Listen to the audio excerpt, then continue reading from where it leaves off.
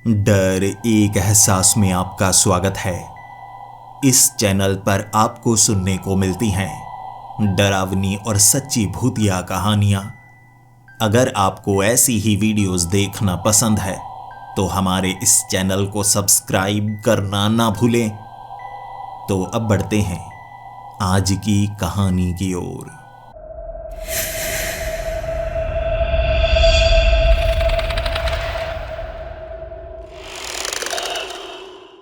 Hello दोस्तों, मेरा नाम वेंकटेश है और मैं आंध्र प्रदेश का रहने वाला हूं। पेशे से मैं एक क्लर्क हूं और मैं अपना काम पूरी ईमानदारी से करता हूं। लेकिन कभी कभी ईमानदार लोग ही सबसे ज़्यादा परेशान होते हैं। डर लगने लगता है अपनी ईमानदारी से कि जो अपनी आंखों से देखा है क्या वो बाकियों को बताया जाना चाहिए या नहीं। क्या इससे मेरे परिवार को कोई खतरा तो नहीं होगा। उस दिन भी मेरे साथ कुछ ऐसा ही हुआ था। वक्त 8:30 बजे का होगा। बारिश बहुत ज़्यादा हो रही थी। मैं ऑफिस में ही था और इस बार काम को ख़त्म करना चाहता था क्योंकि 2 दिन की छुट्टी लेनी थी मुझे। लेकिन काम ज़्यादा करते करते जब मैं ऑफिस से बाहर निकला इतनी तेज़ बारिश थी और तब मुझे याद आया अपनी बेटी को वादा किया था कि मैं उसके लिए एक गुड़िया लेकर आऊँगा। लेकिन बारिश बहुत ज़्यादा हो रही है। 8:30 का वक्त हो चुका है और हमारे शहर की एक खामी थी कि जैसे ही बारिश ज़्यादा शुरू हो जाती है अंधेरा होने के बाद जितने भी दुकानदार हैं दुकानें बंद कर देते हैं। इसीलिए मैं सबसे पहले बाजार गया। पूरा का पूरा बाजार बंद था। मुझे अपनी बेटी की चिंता हो रही थी। उम्मीद से देख रही होगी पापा आने ही वाले हैं, गुड़िया लेकर आएंगे। और मैं अपनी बेटी को कभी निराश नहीं किया करता था। इस बार भी मुझे लगा कोई बात नहीं, 1 घंटा लेट हो जाऊंगा लेकिन बाजार से अपनी बेटी के लिए गुड़िया जरूर लेकर आऊंगा। लेकिन बाजार तो बंद है। वो पुराने वाला छोटा बाजार वो खुला होगा लेकिन वहां जाने में समय लगेगा। मैं ऐसा करता हूँ, शॉर्टकट से निकलता हूँ। फैक्ट्री तो सारी बंद ही पड़ी होंगी, बीच से रास्ता निकल जाएगा तो मैं उस बाजार तक पहुंच जाऊंगा। छतरी मेरे पास थी। मैं भीग नहीं रहा था लेकिन बारिश बहुत ज्यादा तेज। वो छोटी गलियों के बीच से मैं निकल रहा था। अचानक मुझे एक आवाज सुनाई दी। ऐसा लग रहा था जैसे कोई कराह रहा हो। जैसे ही मैंने उस तरफ देखा एक आदमी का गला घोंटा जा रहा था। वहां पर कम से कम 10 लोग थे। कुछ के पास तलवारें थी, कुछ के पास बंदूकें थी। मैं उन्हें पहचानता था। फैक्ट्री में काम करने वाले लोग, कुछ ऐसे गैंगस्टर और एक पॉलिटिशियन इकट्ठे थे वहां पर और एक आदमी का गला एक रस्सी से घोंट रहे थे। उसे मारना चाहते थे। मैं घबरा चुका था लेकिन मैं उन्हें देख चुका। मैं तो वहां से निकल गया, छोटे बाजार पहुंच गया, बेटी के लिए गुड़िया ले ली। लेकिन जब मैं घर आया चेहरा मेरा उतरा हुआ था। बेटी मेरी खुश थी। बीवी मेरी पूछ रही कि अब तो छुट्टियां होंगी ना तो हम एंजॉय करेंगे, घूमेंगे फिरेंगे। लेकिन उस आदमी का चेहरा मेरी आंखों के सामने घूम रहा था। कैसे वो तड़प रहा था। मैं उसे बचा तो सकता नहीं था। लोग बहुत ज्यादा थे, अमीर थे, पॉलिटिशियन, गैंगस्टर। मैं कुछ नहीं कर सकता था।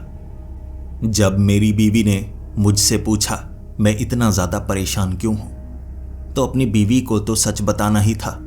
फिर मेरी बीवी ने कहा आपको पुलिस को बताना चाहिए। मैंने कहा नहीं नहीं नहीं नहीं, पुलिस को बताऊंगा तो उल्टा फंसूंगा। कोई अगर पुलिस वाला मुझसे मिला हुआ फिर क्या करेंगे, हमारा परिवार तो खतरे में आ जाएगा ना। तब मेरी बीवी ने कहा मेरे चाचा का लड़का वो सीबीआई में है, उन्हें बताएंगे। फिर क्या, पुलिस वाला हो या पॉलिटिशियन कोई भी बचने वाला नहीं। मैं अपनी बीवी को मना कर रहा था लेकिन मेरी बीवी भी मेरी तरह खुददार थी, वो भी ईमानदार थी। हमने फ़ोन लगाया उसके चाचा के लड़के को और आधी रात को वो घर में पहुंच चुका था। उसके बाद क्या, मैंने पूरी बात बताई और फिर उसने कहा अगर हम वहां पर देखने के लिए गए और किसी को पता चल गया तो मुश्किल हो जाएगी। क्या उसे बचाया जा सकता है या नहीं, पहले मैं देख कर आता हूं। मैं छिप कर जाऊंगा। अगर मुझे वहां कोई लाश नजर आई फिर तो मैं निकल आऊंगा। फिर क्या, वो वहां देख कर आया। कोई लाश नहीं थी, कोई निशान नहीं थे। अगले दिन लाश मिली।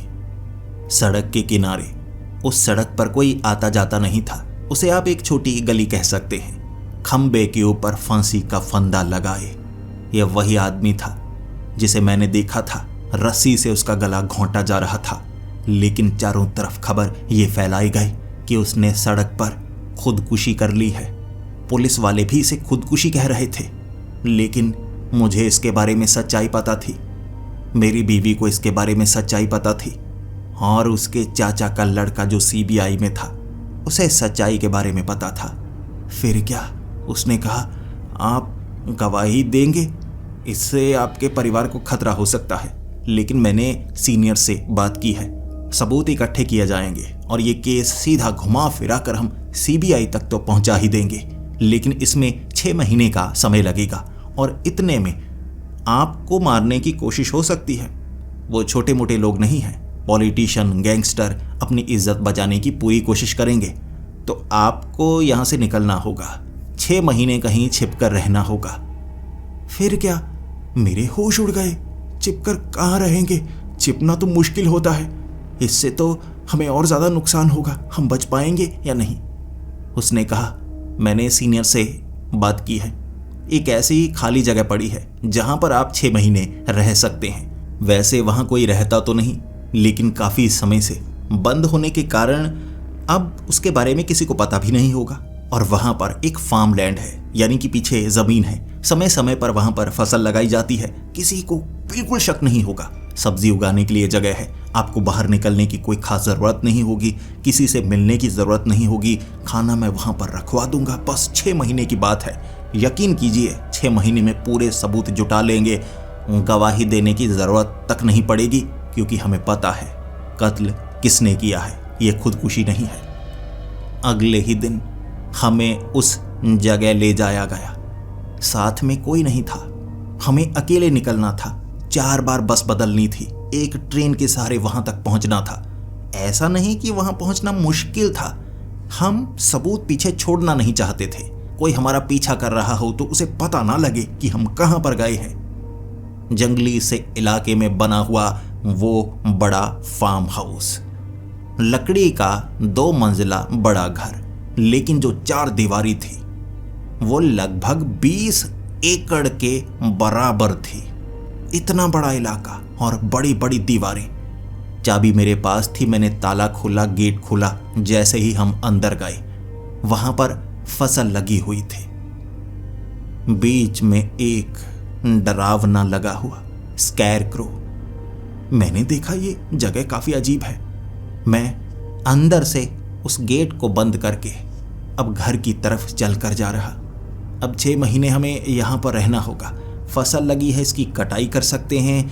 बाकी अंदर चक्की भी है, खुद आटा पीसना होगा। सब्जी के लिए पीछे ज़मीन पड़ी है, हम और सब्जियां उगा सकते हैं। जो लगी हुई हैं उसका भी इस्तेमाल किया जा सकता है। यानी 6 महीने ज़्यादा मुश्किल नहीं होगी। बाकी हम कपड़े बहुत ज़्यादा लेकर आए हुए हैं। पानी का इंतज़ाम भी यहाँ पर पूरा है। मेरी बीवी भी थोड़ी सी निराश थी। मेरी बेटी तो बहुत ज़्यादा खुश थी कि 6 महीने की छुट्टियाँ हो गई हैं, यहाँ पर रहेंगे, आराम से मज़े आएंगे। लेकिन मुझे बहुत ज़्यादा डर लग रहा था। दोपहर का वक्त था। उस घर के अंदर जब हम गए, वहाँ थोड़ा फर्नीचर पड़ा हुआ, लेकिन मिट्टी काफ़ी ज़्यादा थी। तो शाम तक सबसे पहले हमने सफाई का काम किया। 6 महीने रहना है, सफाई तो करनी ही होगी। वह कमरे तो कई थे, लेकिन हमने सिर्फ एक ही कमरा खोला और ज़्यादातर काम का सामान वहीं पर रख दिया। बीवी ने किचन की भी सफाई कर ली थी और वहाँ पर गैस सिलेंडर काफ़ी ज़्यादा पड़े हुए। 6 महीने बड़े आराम से निकल सकते थे, किसी तरह की कोई परेशानी नहीं थी। इसीलिए अब मैंने सोचा रात को आराम करते हैं, लेकिन वो रात ऐसी होने वाली है मुझे नहीं पता था। हमने घर की ज़्यादातर लाइट्स बंद ही रखी हुई थीं। बाहर वाली एक लाइट जल रही, जिससे पूरे के पूरे फार्म लैंड पर लाइट हो रही थी। कुछ ना कुछ देखा जा सकता था, लेकिन हम बड़ी वाली लाइट जला नहीं सकते थे और घर के अंदर भी हालात ऐसे ही बनाकर रखने पड़ते। भले ही बाहर से कोई हमें देख नहीं सकता था, लेकिन अगर आसपास किसी को शक हुआ कि हम यहाँ पर रहने के लिए आए हैं और ऐसी जगह पर कोई रह रहा हो जिसके पास बड़ा घर हो, इतनी बड़ी ज़मीन हो, तो लोग चेक ज़रूर करते हैं और फिर बात फैल जाएगी। जब बात फैल जाएगी उसके बाद हमारी जान को खतरा हो सकता है। क्योंकि मेरी बीवी के चाचा का वो जो लड़का है उसने अपने सीनियर को ये बात बताई होगी। और कुछ करप्ट लोग होते हैं जो पैसों के लिए जानकारी आगे किसी और को दे देते हैं, जिससे गवाह की जिंदगी को खतरा बढ़ जाता है।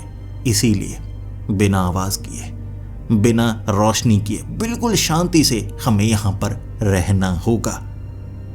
उसके बाद किसी तरह की कोई परेशानी नहीं आने वाली। वक्त रात के 10 बजे का था। मेरी बेटी सो चुकी थी, मेरी बीवी भी सो चुकी थी। मुझे नींद नहीं आ रही थी। मुझे अपने परिवार की काफी ज्यादा चिंता थी। वो लोग बड़े खतरनाक हैं, कुछ भी कर सकते हैं। जैसे ही मैं अपने घर से बाहर निकला, थोड़ी ठंडी हवा खाने के लिए, ये चेक करने के लिए भी यहाँ अंदर कोई आता जाता तो नहीं। फसल काफी ज्यादा लगी हुई है, पीछे पेड़ भी काफी ज्यादा लगे हुए हैं। पीछे एक ऐसी जमीन है जहां पर सब्जियां उगाई गई हैं। 6 महीने तक तो आराम से निकल जाएंगे। और वैसे भी बीज पड़े हुए हैं तो मैं और बीज लगाता जाऊंगा। जो सब्जी लगानी हो उसे खुद लगाएंगे, खुद खाएंगे। अचानक मुझे फुसफुसाहट की आवाज सुनाई दी। ऐसा लगा कोई बेहद करीब हो। मैं घबरा चुका था। उसके बाद क्या, मैं सीधा घर के अंदर गया, दरवाजा लगाया, खिड़की से बाहर झांकने लगा। अरे यार, लगता है यहां कोई है। कहीं किसी को पता तो नहीं लग गया? हमें नुकसान पहुंचाने के लिए कोई यहां पर तो नहीं आया? पूरी रात खिड़की से बाहर झांकता रहा। हाथ में बेसबॉल का बैट ले लिया था मैंने। परिवार को तो बचाना ही था। लेकिन मुझे रात के वक्त कोई नजर नहीं आया। मैंने ऊपरी मंजिल पर जाकर भी देखा, लेकिन फसल के अंदर कोई नहीं था। फसल हिलती, पीछे पेड़ों की तरफ भी कोई नहीं था। इतनी लाइट जरूर थी कि देखा जा सकता था, लेकिन नजर ही कोई नहीं आया। मैं तो पूरी रात सो ही नहीं पाया। और सुबह जब मेरी आंखें थोड़ी लाल लाल थीं, मेरी बीवी ने पूछा आखिर क्या हुआ। मैंने उसे ये बताया कि कुछ आवाजें सुनाई दी थी। भ्रम भी हो सकता है, फुसफुसाहट की आवाजें। ऐसा भी हो सकता है फसल थोड़ी हिली हो, बिल्ली वगैरह आसपास हो जो घिसट रही हो। मुझे लगा किसी ने फुसफुसाया है। मेरी बीवी ने मुझे शांत करवाया। और दिन के वक्त मेरी बेटी कहने लगी, पापा नाश्ता तो कर लिया है, चलो घूमते हैं ना। ये बड़ी जगह में तो हम घूम सकते हैं, या सिर्फ घर के अंदर ही छिप कर रहना है? मैंने अपनी बेटी को कहा, नहीं नहीं, छिप कर नहीं रहना है। बस इस 4 दीवारी से चाहे जो हो जाए बाहर नहीं जाना है। और अगर कोई बाहर है तो आवाज बिल्कुल नहीं करनी है। किसी को पता नहीं लगना चाहिए कि हम अंदर हैं। अपनी बेटी को घुमाने के लिए पीछे वाले पेड़ों की तरफ ले जा रहा था। बहुत ज्यादा पेड़ थे, बहुत ज्यादा सब्जियां लगी हुई। फसल के बीच रास्ता बनाया हुआ था ताकि फसल भी खराब ना हो, उनके बीच से निकला भी जा सके। पीछे वाले पेड़ दिखाए, सब्जियां दिखाई, जगह दिखाई। एक पुराना कुआं भी वहां पर नजर आ रहा था। सब कुछ देखा। फिर मैंने ध्यान दिया, पेड़ों के आसपास मिट्टी थोड़ी उखड़ी हुई थी। मैंने पास से उस मिट्टी को अपने हाथ में लिया और महसूस हुआ वो मिट्टी नर्म है। लेकिन अगर कोई यहां पर आता जाता नहीं तो मिट्टी नर्म कैसे हो सकती है, जैसे उखाड़ी गई हो। कोई तो यहां आया होगा कुछ समय पहले। और मिट्टी ज्यादा पुरानी भी नहीं लगती। एक तरफ मिट्टी काफी सख्त थी, इस तरफ नरम थी। हो सकता है कोई जानवर अंदर आता हो। जानवर तो नहीं जो मेरी बेटी को नुकसान पहुंचाए। थोड़ा घबराया था। फिर मेरी नजरें अपनी बेटी से हटी ही नहीं। चिंता थी उसकी। फिर बड़े वाली वो दीवार, उसके पास भी हम घूमे, बिल्कुल शांति से। सुनना चाहते थे आसपास कोई है। वैसे आसपास होना तो नहीं चाहिए, जंगली सा इलाका है। 4 दीवारी इसीलिए की गई है। और कहते हैं यहां से 4 किलोमीटर दूर कुछ गांव जरूर बने हुए हैं, लेकिन 4 किलोमीटर बहुत ज्यादा होते हैं। दिन वहां पर कैसे गुजर गया पता ही नहीं चला।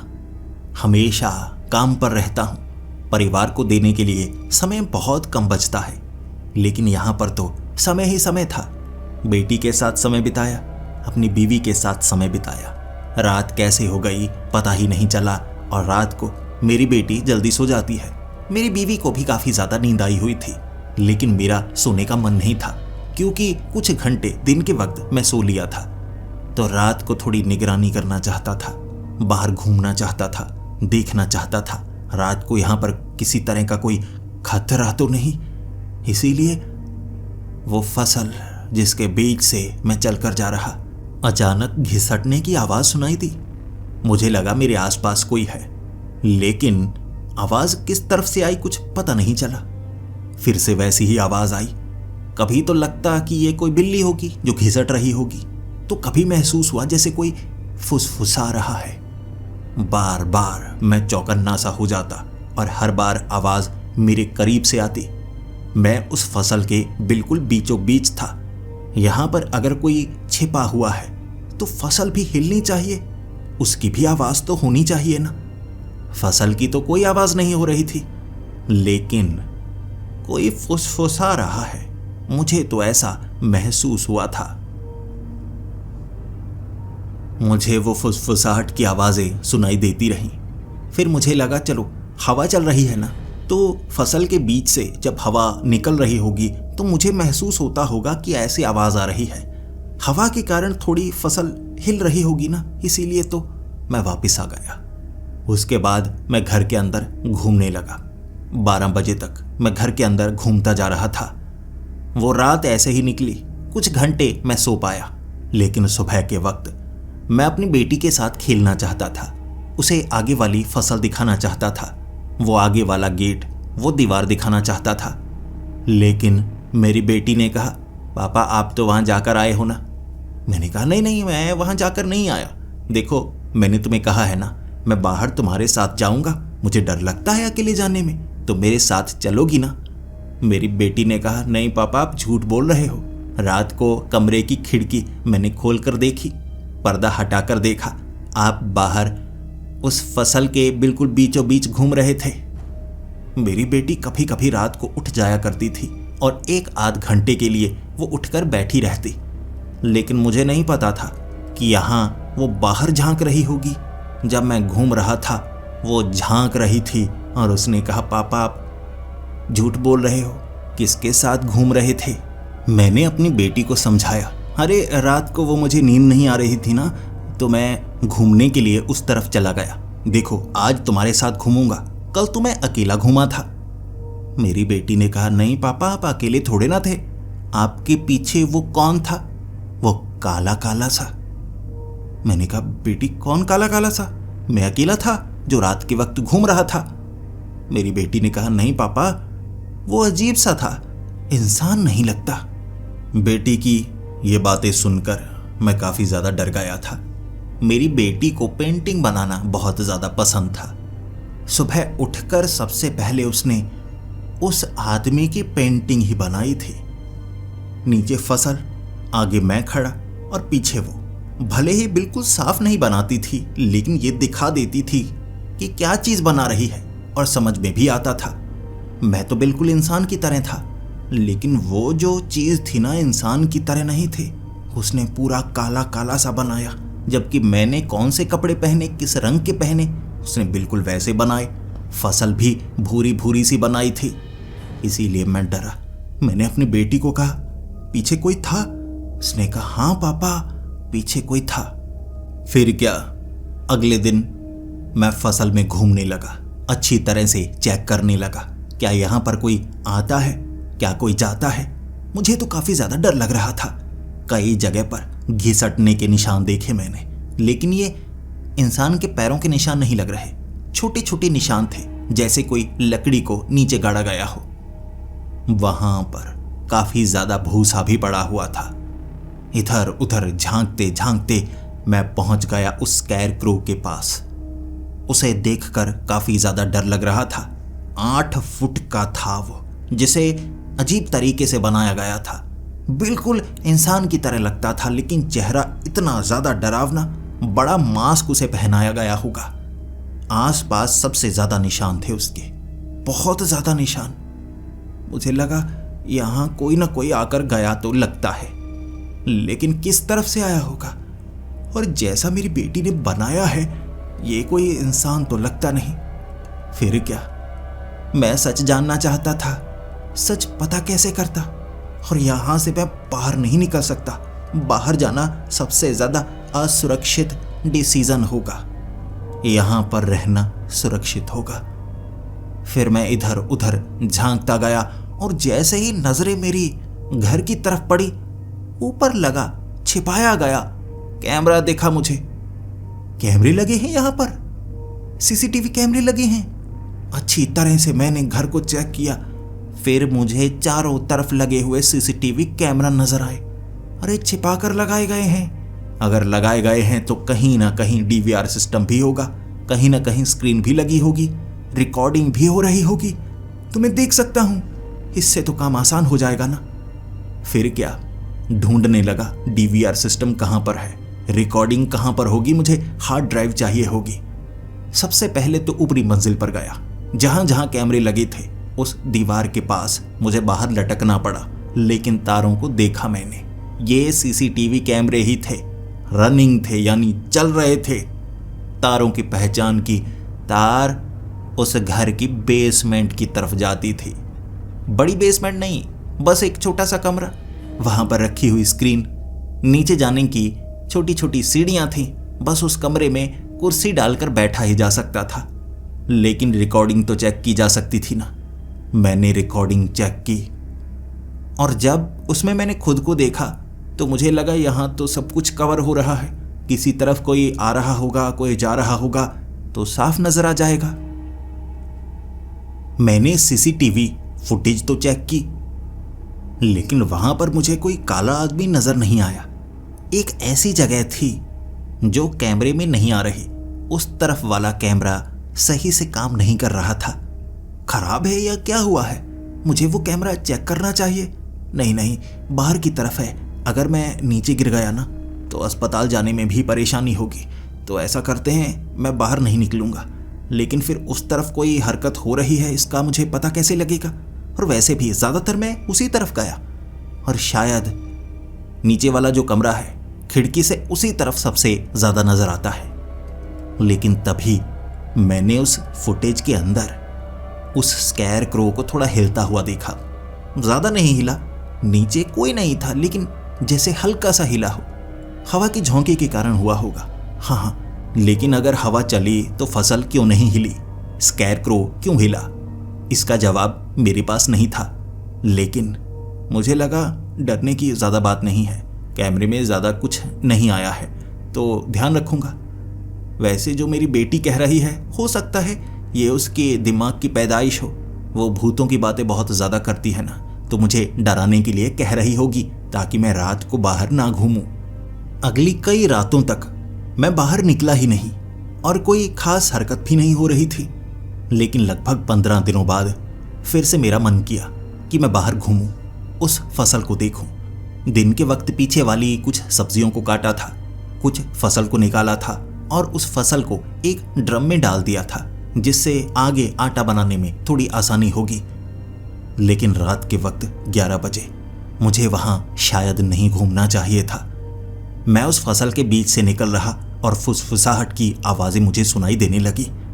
मैं घबराने लगा, लेकिन मैं पता करना चाहता था ये आवाजें कहां से आती हैं। मैंने ध्यान से उन आवाजों को सुना। फसल से आवाजें आ रही थी। अनाज, वो अनाज था जिससे आवाजें आ रही। ये कैसे हो सकता है? पौधे फुसफुसाते नहीं, हवा के कारण हो रहा होगा। लेकिन सच में फसल से फुसफुसाहट की आवाज सुनाई दे रही। मैं जितना आगे बढ़ता उतनी आगे से आवाज आती, लेकिन हल्की। इसी कारण तो लगता रहा कि कोई करीब है। और ये जो घिसटने की आवाज है ये अलग है। हाँ, फुसफुसाने की आवाज अलग है, घिसटने की आवाज अलग है। ये क्या चल रहा है? तभी मेरी नजर आगे उस स्कैर क्रो पर पड़ी, जो मौजूद ही नहीं था। सामने बस डंडा था, स्कैर क्रो नहीं था, और घिसटने की आवाजें बंद हो गई। मैं घबराया, घर की तरफ भागा। मुझे डर था यहाँ कुछ बड़ा भयानक हो रहा है। फसल से आवाजें आना ये भूत या निशानी है, और स्कैर क्रो भी मौजूद नहीं, जबकि उसमें कोई छिपा नहीं था। मैंने देखा था, वो फिल्मों की तरह तो नहीं उसमें कोई भूत हो। जब मैं अपने घर के अंदर आया, बेडरूम की खिड़की से बाहर झांका, वो स्कैर क्रो वहीं पर मौजूद था। दोबारा वहां पर आ चुका था और आसपास और कुछ नजर नहीं आया। 2 घंटे मैं डरता डरता उसकी तरफ देखता रहा था।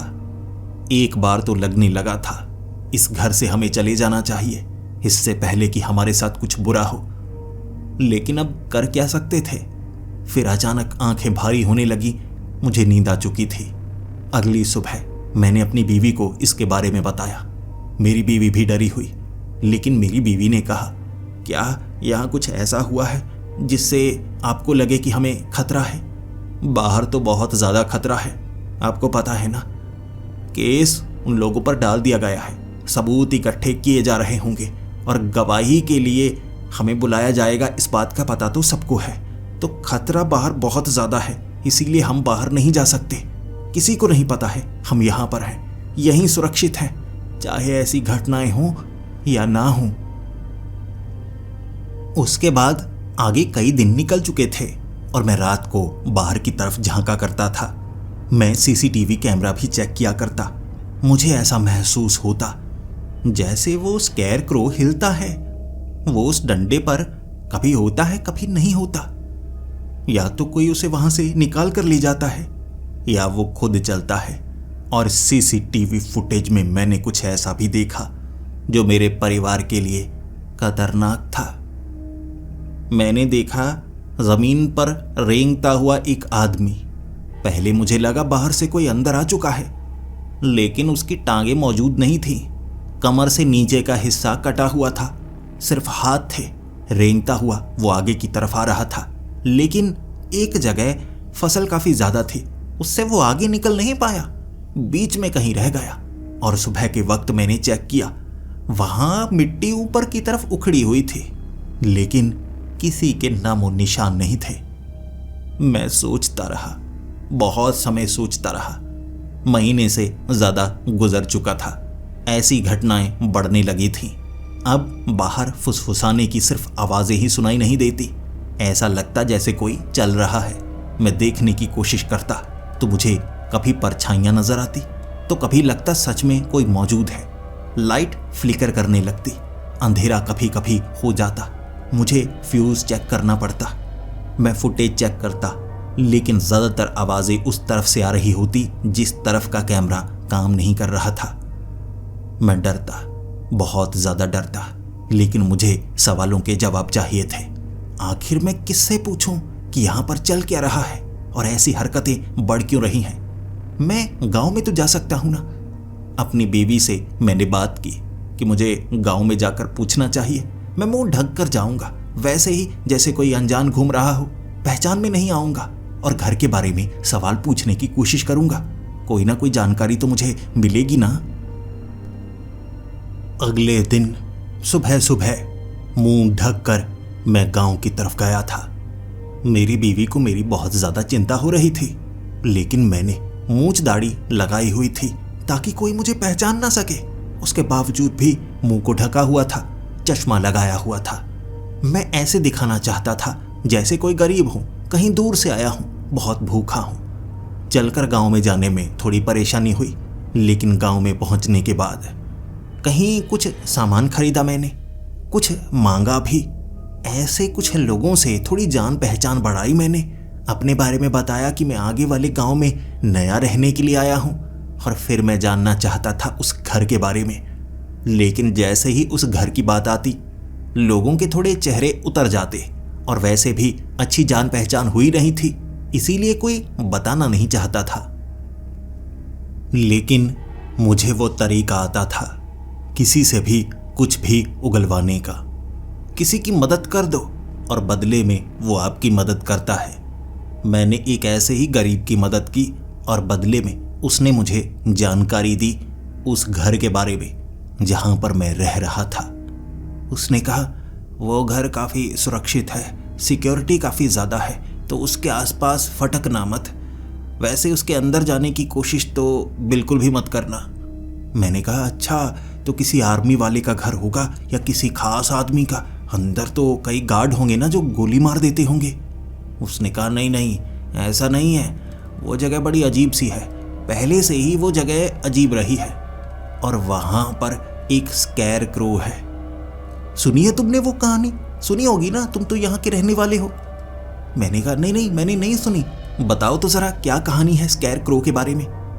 उस आदमी ने कहा वो स्कैर क्रो वहां पर लगाया गया है। कहते हैं कि रात के वक्त वो जो शापित जमीन है ना, वहां पर मुर्दे चलते हैं, शैतानी ताकतें निकलती हैं, लेकिन वो जो डरावना है ना, स्कैरक्रो, वो उन सबको भगा देता है। वो उस जमीन की सुरक्षा करता है, वहां पर रहने वालों की सुरक्षा करता है। जब तक वो वहां पर मौजूद है किसी को कुछ नहीं होगा, लेकिन अगर उसे वहां से निकाल दिया जाए, ना सिर्फ उस जमीन पर खतरा बढ़ जाएगा बल्कि आसपास के इलाके पर भी खतरा बढ़ जाएगा। इसीलिए आसपास के गांव से कोई उस तरफ नहीं जाता। गलती से उस स्कैरक्रो को निकाल दिया गया ना, तो तबाही होगी, तबाही। वो हमें बचाए हुए है। उसने मुझे डरा दिया था, लेकिन मैं और ज्यादा जानकारी चाहता था। लेकिन और ज्यादा जानकारी मैं पाता तो किससे पाता? मुझे लगा उस घर में कुछ न कुछ ऐसा होगा जिसमें इसके बारे में बताया होगा। मैं घर वापस आ चुका था। मेरी बीवी चिंता में थी, लेकिन मैंने उसे कहा, चेहरे से मैंने उस कपड़े को उतारा ही नहीं। अच्छे से चेक करके आया हूं कि मेरा पीछा किसी ने किया तो नहीं। आगे वाले गांव से बचता बचाता निकलता निकलता इस तरफ आया हूं। दूर दूर तक कोई नहीं था। चिंता की कोई बात नहीं है। फिर मैंने अपनी बीवी को वो कहानी सुनाई। मुझे पहले से शक था कि वो जो डरावना है वो हिलता है, लेकिन अब कहानी इसे पक्का कर रही थी। लेकिन बाकी घटनाएं क्या? जमीन शापित है क्या? सच में शैतानी ताकतें उठती हैं रात को? वो फुसफुसाहट की आवाजें, वो घसीटने की आवाजें। मैं पूरा सच जानना चाहता था, और पूरा सच जानने के लिए मुझे इस घर में जो जो रखा है उससे जानकारी पानी होगी। घर के हर एक कमरे को खोलना शुरू कर दिया हमने। एक कमरा मिला जो किताबों से भरा हुआ था, अखबारों से भरा हुआ था, नॉवल वगैरह सब कुछ था। और 1 महीना मैंने उन नॉवल को, उन अखबारों को, उन किताबों को पढ़ने में लगा दिया। और जो जो जानकारी मुझे इस घर के बारे में मिलती, मैं अलग डायरी में नोट कर लेता। और 1 महीने बाद मुझे कुछ ऐसी जानकारी मिल चुकी थी जो और ज्यादा डरावनी थी। एक पुराना ओनर, इस घर का मालिक, उसने एक अखबार को इंटरव्यू दिया था कि ये घर कोई साधारण घर नहीं है, कुर्बानी का घर भी है, शैतान का घर भी है। ये जमीन शापित थी, लेकिन लोग फिर भी इस पर रहा करते थे। और जो लोग बाकियों को बचाने में कुर्बान हो जाते, उन्हें यहीं पर दफनाया जाता था। और उनकी जो आत्माएं थी वो इकट्ठी होकर एक डरावनी के अंदर कैद रहती, जो लोगों की सुरक्षा करती। यह डरावना जब तक यहाँ पर मौजूद है किसी को कुछ नहीं होगा, लेकिन जमीन शापित है जो लोगों के डर पर कायम रहती है। इस जमीन से शैतान निकलते हैं, एक अलग ही दुनिया के शैतान जो नुकसान पहुंचाने की कोशिश करते हैं, लेकिन उस डरावने से डरते हैं। अगर यहाँ पर लोग आए जो बहुत ज्यादा डरपोक हों, डर रहे हों, तो शैतानी ताकतें और ताकतवर हो जाएंगी और वो डरावना कमजोर। ऐसे हो सकता है कोई ऐसी घटना हो जो ना काबिले यकीन हो। इस घर की ऐसी जानकारी मेरे पास थी जो शायद हमें डराने के लिए काफी थे। इस जगह पर बहुत लोगों को दफनाया गया। वो लोग जो सुरक्षा किया करते थे, वो लोग तो इस डरावनी के अंदर कैद हो गए, लेकिन जो बुरे लोग थे उनकी आत्माएं यहां से रात को निकलती हैं लोगों को मारने के लिए, और ये डरावना उसे रोकता है। लेकिन वो फुसफुसाहट की आवाजें कहां से आती हैं उसका कोई जवाब नहीं था। लेकिन उसका जवाब मैंने खुद ढूंढा। रात के वक्त उस फसल में घूमते हुए फुसफुसाहट की उन आवाजों का जवाब देकर मैं जानना चाहता था यहाँ चल क्या रहा है। मैं डरना नहीं चाहता था। जितना हम डरेंगे वो उतने ताकतवर होंगे। रेंगने की आवाजें आसपास से आती रहती। वो डरावना अपनी जगह से गायब होता, यानी वो सुरक्षा कर रहा होगा। मैंने उस फसल से बात करने की कोशिश की और मुझे जवाब मिलने लगे। जो जवाब मिला वो बिल्कुल अलग था। वो लोग जो ना तो सुरक्षा करते थे ना बुरे थे, वो जब इस जमीन में दफनाए गए, उनकी आत्माएं पेड़ों से, फसल से, जीवन से जुड़ी हुई हैं। ना कि मृत ताकत से। वो मुर्दे जो उठते हैं वो मुर्दे हैं। वो डरावना जीवित जीव नहीं, लकड़ी का हिस्सा है। लेकिन ये फसल, ये पेड़, ये जिंदा हैं, तो वो आत्माएं इनसे जुड़ी हैं। ये पूरा इलाका इन्हीं से भरा हुआ है और जो यहाँ रहता है इनके साथ रहना पड़ता है उसे। मैं तो इनके साथ रहना सीख चुका था, अपने परिवार को भी सिखा चुका था। रात को बाहर नहीं निकलना है और वो डरावना अपनी जगह पर हर समय मौजूद होना चाहिए। डर हमेशा कम होना चाहिए क्योंकि वो सुरक्षा कर रहा है। हम जितना डरेंगे मुसीबत बढ़ सकती है।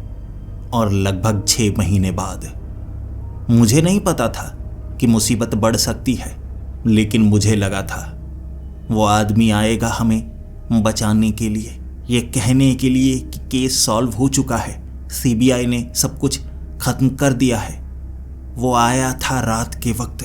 गेट खोला मैंने, बात की और उसने कहा सामान निकालो, यहां से हमें निकलना होगा। गवाही देने का समय आ गया है और गवाही देने के लिए पास के गांव में जाना होगा। वीडियो कॉल सेटअप कर दिया गया है, लेकिन हो सकता है यहां हमें रोकने की कोई कोशिश करे। वहां ज्यादा लोग नहीं हैं, लेकिन किसी को नहीं पता कि मैं यहां पर आया हूं। लेकिन कुछ लोगों को पता था। मेरी बीवी का वो रिश्तेदार, मैं, मेरी बेटी और मेरी बीवी।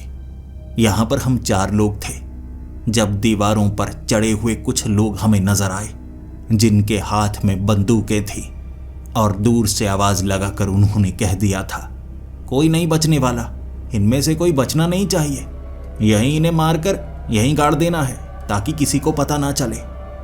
फिर क्या, हमें बचना था, लेकिन यहां से बाहर निकलना मुश्किल होगा। आगे वाले गेट का ताला खोलने के लिए हमें वहां तक पहुंचना होगा, बंदूकों से बचना होगा। क्या हम ये कर सकते हैं? हमें इसका पता नहीं था। हम तो ऊपरी मंजिल पर थे, लाइट सारी बंद थी। दीवार फांदकर अब वो अंदर आ चुके थे। वक्त रात के 10 बजे का होगा। सरकने की आवाजें आने लगी थी। वो जो फसल थी उनके बीच से मुर्दे उठकर खड़े हो गए थे। उन्होंने गोलियां चलानी शुरू कर दी, लेकिन वो उन्हें नुकसान नहीं पहुंचा रहे थे। वो चलकर इस तरफ आ रहे थे, जबकि वो बहुत ज्यादा घबराए हुए मुर्दों पर गोलियां चला रहे। मुर्दे उन्हें कोई नुकसान पहुंचाना नहीं चाहते थे, लेकिन उन मुर्दों ने घर को चारों तरफ से घेर लिया था। मुर्दे और वो कातिल, जिन्हें भेजा ही इसलिए गया था ताकि हमें मौत के घाट उतारा जा सके। लेकिन उनसे बचने के लिए हमें यहां से निकलना होगा। कैसे करेंगे? डर बहुत ज्यादा लग रहा। यही उन मुर्दों को ताकतवर कर रहा था। और फिर उस डरावने को हिलते हुए देखा। वो स्कैरक्रो, जो कि उस खंबे पर मौजूद नहीं था, और आज अपनी आंखों से हमने देखा वो क्या काम करता है, कैसे करता है। वो स्कैरक्रो उन मुर्दों को पकड़कर जमीन में काट रहा था, और काट रहा था। उसके अंदर सिर्फ भूसा ही नहीं भरा था, हथियार भरे थे, जो अपने अंदर से निकाल निकाल कर वो बिल्कुल एक कसाई की तरह काट रहा था। मुर्दे थे, लेकिन शरीर बिल्कुल असली लग रहे। काट काट कर वो उन्हें जमीन में गाड़ता, उन मुर्दों की लाशें बिछा रहा। और तब वो गैंगस्टर भी उस स्कैरक्रो पर गोलियां चलाने लगे, हमारी आंखों के सामने। उसे कुछ नहीं हो रहा था, लेकिन छेद जरूर हो रहे थे। वो गोलियां चलाते गए। उसका काम हमें बचाना था, ना सिर्फ मुर्दों से बल्कि जिंदा से भी। उसने उन्हें भी काटना शुरू कर दिया। लगभग 10 से 12 लोग थे हमारी आंखों के सामने। वो जब काट रहा, वो गोलियां चलाने लगे, और जब उस स्कैरक्रो की एक तरफ आग लगी, वो भागा। उसे डरता हुआ देख वो लोग समझ चुके थे आग उसकी कमजोरी है, और सोच सकते हैं ऐसी चीज देखने के बाद वो डर कर नहीं भागे थे, बल्कि वो तो हमें मौत के घाट उतार देना चाहते थे, चाहे रास्ते में कैसी भी ताकत मिले उन्हें, जैसे उन्हें पता था इसके बारे में। फिर क्या, उन्होंने उस सूखी हुई फसल को आग लगा दी। आग चारों तरफ फैलने लगी थी, और वो स्कैरक्रो उस आग के ऊपर ऊपर भागा जा रहा था। फसल को आग इतनी तेजी से लग रही थी कि मैं क्या ही बताऊं, और हमें डर भी लग रहा था। मेरी बीवी का वो रिश्तेदार, उसके पास एक पिस्टल थी। गोलियां ज्यादा नहीं थी, लोग काफी ज्यादा थे। अब उनमें से 9 से 10 तो बचे हुए। उन्होंने फसल को आग लगाई, आगे वाले पेड़ों को भी आग लग चुकी थी, और वो जो डरावना था वो उन पर हमला करने की कोशिश जरूर कर रहा, लेकिन उसे भी नुकसान हो रहा। वो डरावना एक भूसे और कपड़े से बना हुआ था। भले ही उसके अंदर लोहे की चीजें भी डाली गई होंगी, लेकिन वो जल रहा, और जब वो जल रहा वो कमजोर हो रहा। उससे वार नहीं हो रहे थे, इसीलिए एक जगह धू धू करके वो जलने लगा और गिर गया। फिर उन्होंने गोलियां चलाई, काटा उसे, छोटे छोटे हिस्सों में काटकर बिखेर दिया वहां पर। धुआं बहुत ज्यादा था, और अब उनकी नजर इस घर पर थी। वो 9 से 10 लोग बड़ी बड़ी बंदूकें लेकर दरवाजे को उन्होंने गोलियों से छलनी कर दिया था। दरवाजा टूटने की कगार पर था, और हम ऊपर वाले कमरे में एक अलमारी के पीछे छिपे हुए इंतजार कर रहे थे कि बचने के लिए कोई जगह मिल जाए, छिपने के लिए कोई जगह मिल जाए। लेकिन वो जिस तरह हर तरफ गोलियां चला रहे, जहां भी उन्हें शक था, वो नहीं चाहते थे कोई बचे, इसीलिए वो गोलियां चला रहे और हम छिपे हुए बिना आवाज करते हुए। कोई हमें बचाने के लिए आएगा ना। लेकिन जब वो ऊपरी मंजिल तक पहुंच चुके थे, हमारे पास अब कोई रास्ता नहीं था। पीछे वाली उस खिड़की को खोलकर हम उस घर की छत पर पहुंच चुके थे। लेटे हुए थे छत पर, और वो नीचे हर तरफ गोलियां चला रहे जहां पर भी उन्हें शक होता। और फिर खिड़कियां खोलकर वो बाहर झांकने लगे। कहाँ गए होंगे? यही होने चाहिए, छिपने की कोई जगह भी नहीं है। यहां से बाहर निकलना कोई आसान काम नहीं। एक आदमी बाहर जाए, देख कर आए कि बाहर सीढ़ी लगी हुई है, क्या कोई दीवार फांद कर तो नहीं गया। यहीं छिपे होंगे, लेकिन सोचो कहां हो सकते हैं। एक ने आवाज लगाकर कहा, छत पर। छत भी तो है, और एक खिड़की खुली थी, तो खिड़की से ऊपर पहुंचे होंगे। ये देखो रास्ता, ऊपर होंगे, ऊपर चलो चलो ऊपर। जब ये आवाज सुनी थी, एक बार के लिए आंखों के सामने मौत नजर आई थी। लेकिन जब एक चीख बड़ी तेज गूंजी थी, सब थोड़ा शांत हो गए। जो आदमी नीचे गया था ना, दीवार की तरफ, उसका कटा हुआ सर इधर उड़ता हुआ आया, जैसे किसी ने उठाकर फेंका हो। वो डरावना फिर से एक आकार में था, लेकिन इस बार और भी भयानक आकार था। बड़ा अजीब सा 8 फुट का वो डरावना। अब उसकी एक टांग नहीं थी, जैसे कि एक पुतले की होती है जो फसल के बीच डराने के लिए लगाया जाता है। वो 2 टांगों के साथ था और भागता हुआ छत के करीब पहुंचा। और फिर क्या, उसके बड़े बड़े वो हथियार। किसी की आंख के अंदर सरिया डालकर उसने ऊपर वाली खोपड़ी को फाड़ डाला था। बंदूक की गोलियां कुछ नहीं कर रही, लेकिन नीचे से काटने की, चीखने की, कराहने की आवाजें आ रही। ये इंसानों की आवाजें थीं। पुतले आवाजें नहीं करते, पुतले सिर्फ हरकत करते हैं। यहां पर धीरे धीरे हर आवाज बंद हो गई, और फिर चलने की आवाज छत के करीब हो रही। वो डरावना ऊपर पहुंचा था। फिर हमारी आंखों के सामने उसने वो हथियारों को अपने शरीर के अंदर डाला था। फिर भागकर उसी डंडे से जाकर चिपक गया था। हरकत की थी उसने ये जताने के लिए कि अभी वो जिंदा है। और ऐसे हम बचे थे, ना सिर्फ मुर्दों से, बल्कि उन लोगों से भी जो हमें मारने के लिए आए थे। वो डरावना सुरक्षा के लिए था, और उसने अपना काम पूरा किया था। हम यहां से बाहर जाना नहीं चाहते थे। मैंने उसे कहा, हम वीडियो कॉन्फ्रेंसिंग यहां से नहीं कर सकते। उसने कहा, कर सकते हैं, कोर्ट तो लगी हुई है, नाइट कोर्ट, और यहां से भी वो काम किया जा सकता है। मैं उन्हें यहां पर बुलाता हूं, यहां सबसे ज्यादा सुरक्षित है। यहां मुझे नहीं लगता कोई हमें नुकसान पहुंचा सकता है। आप यहीं पर रहना, मैं उन्हें यहां पर लेकर आता हूं। लाशें बिछी हुई थी। फिर वो लोग आए वीडियो कॉन्फ्रेंसिंग के जरिए हमने यहां से गवाही दी और सबूत तो बिल्कुल पक्के थे। गवाही से जो सजा थी और भी सख्त हुई थी। उन लोगों पर कार्रवाई की जा चुकी थी, अब वो कुछ नहीं कर सकते थे और हम भी एक तरह से आज़ाद ही थे। अब हमें कोई नुकसान पहुंचाना नहीं चाहेगा और हम भी शहर बदल लेंगे, अलग शहर में रहेंगे लेकिन सुरक्षित रहेंगे। उस फार्म हाउस को छोड़ते वक्त एक बार के लिए डर जरूर लग रहा था। हम एक बेहद सुरक्षित जगह से, जिसे मैं मानता हूं दुनिया की सबसे सुरक्षित जगह, जहां पर हमें कोई छू तक नहीं सकता, चाहे वो जिंदा हो चाहे मुर्दा। ऐसा लग रहा था यहां से दूर जाने में कुछ परेशानी होगी। ये जगह अपनी अपनी सी जरूर लग रही थी, लेकिन असल में ये अपनी नहीं थी। हम यहां पर कुछ समय के लिए रहने आए थे। ये वो घटना है जिसे मैं आज भी याद करता हूं तो बहुत ज्यादा डरता हूं। मैं नहीं बताना चाहता कि मैं इस समय कहां पर हूं। अपने परिवार के साथ सुरक्षित हूं और खुशहाल हूं। घटना घटे बहुत समय हो चुका है, लेकिन उस जगह जाने की दोबारा कभी हिम्मत नहीं हुई।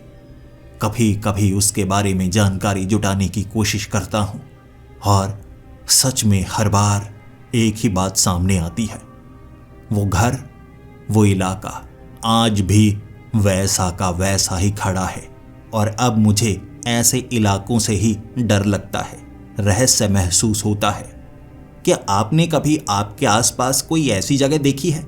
दीवारें बड़ी ऊंची हैं और सोचते हैं इसके पीछे क्या है। किसी ने घर बनाया है तो ऐसा सुरक्षित क्या ही बनाया होगा। झाड़ियां भी लगी हैं, पेड़ भी लगे हैं, जैसे कुदरत की गोद में। रहता कोई नहीं, जगह बेहद सुरक्षित। हो सकता है आपके आसपास भी वो जगह इसी तरह की हो और रात के वक्त वहां पर भी कोई ऐसा ही डरावना सुरक्षा करता हो।